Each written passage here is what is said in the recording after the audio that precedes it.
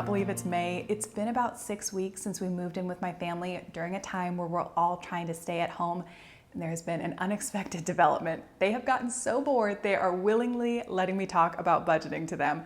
This has never happened before, and I'm really excited about it. So over the weekend, I created a sandbox budget so I could walk them through the process.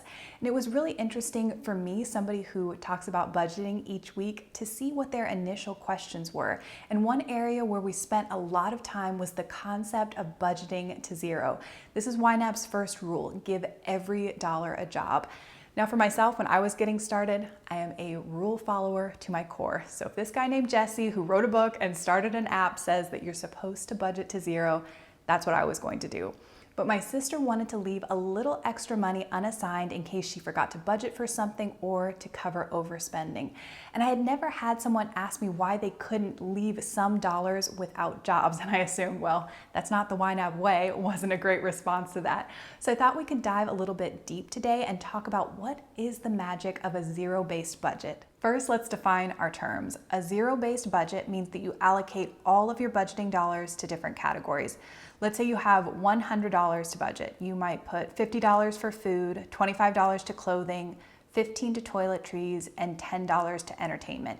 You now have $0 left to allocate. But if you change your mind and you decide instead you want $15 for entertainment, then you have to pull $5 from one of those other categories.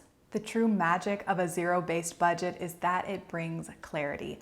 I found YNAB when I was overwhelmed with our finances.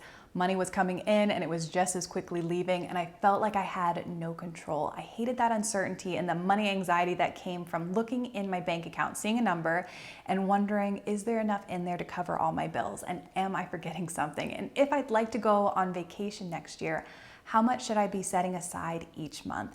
My budget gave me the answers to all those questions. Giving every dollar a job means identifying the purpose of each dollar, and that brings clarity. You might be watching and thinking, well, this all sounds wonderful, but I'm kind of like your sister, and I'd like to leave some money unassigned so that I can easily cover my overspending. This is what I told her. The act of having to pull out your budget and move money from one category to cover your overspending is a part of the process. It helps you to face your change in priorities. And sometimes that change in priorities is a no-brainer. Of course, I'm gonna move money from my clothing category to cover an emergency vet visit. But sometimes it's a little bit harder. Do I wanna make progress in this goal that I set for myself, or would I rather eat out tonight? When you're thinking about moving money from clothing to dining out or from vacation to car repair, you're facing a clear choice. This or that. And this clear choice will help define your priorities. And this is where you're finding out what's really important to you. And all these internal conversations, they wouldn't be taking place if we had just left money sitting waiting to be allocated. By budgeting down to zero, we're having to have these conversations with ourselves and make decisions. And this is what is going to impact our spending and saving behaviors. Okay, let's pretend you just got a paycheck for $1,500. You would take that money and allocate it to all the different categories you've decided to use. Of course, the first few dollars are the easiest. We know we have to cover things like rent or mortgage, utilities, debt payments, and some groceries. As we get closer to budgeting to zero though, we're gonna have to start making some decisions. Do we want to put more money into our rainy day fund, or should we send it all to debt? And would I rather upgrade my computer or start to save for a down payment on a house? It all comes down to priorities. Getting clear on the goals you have for your life and making your financial decisions support those goals. If you have some perfectionist tendencies, you might be worried about messing up your budget, but there is no shame in changing your budget. I'm coming up on my 2-year budgeting anniversary, and there has not been a single month where I have not had to move money around.